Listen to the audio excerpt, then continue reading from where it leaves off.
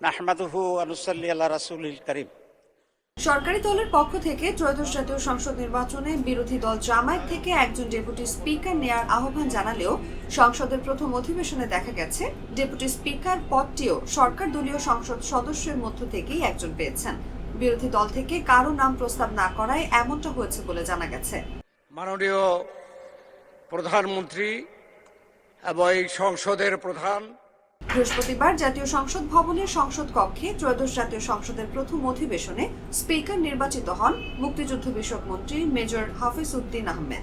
এরপর deputy speaker নির্বাচিত হন নেত্রকোনা 1 আসনের সংসদ সদস্য ভূমি প্রতিমন্ত্রী ব্যারিস্টার কায়সার কামাল। দীর্ঘ 1.5 যুগের স্পিকার ডেপুটি স্পিকার নির্বাচনের পর সংসদ অধিবেশন 30 মিনিট মুলতবি করেন সংসদ সভাপতি ডক্টর খন্দকার মোশাররফ হোসেন। তারা ডেপুটি স্পিকার পদটি নেবে না।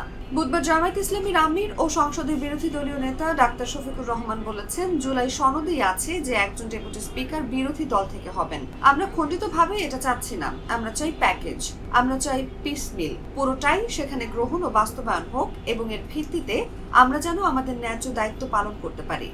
সংবিধান ও সংসদের কার্যপ্রণালী বিধি অনুযায়ী সংসদের স্পিকার ও ডেপুটি স্পিকার নির্বাচিত না হওয়া পর্যন্ত একজন জ্যেষ্ঠ সদস্য হিসাবে এই অধিবেশনের কার্যক্রম পরিচালনার দায়িত্ব আমাকে অর্পণ করা হয়েছে।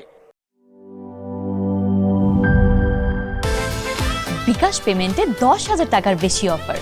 শপিং চলছে তো।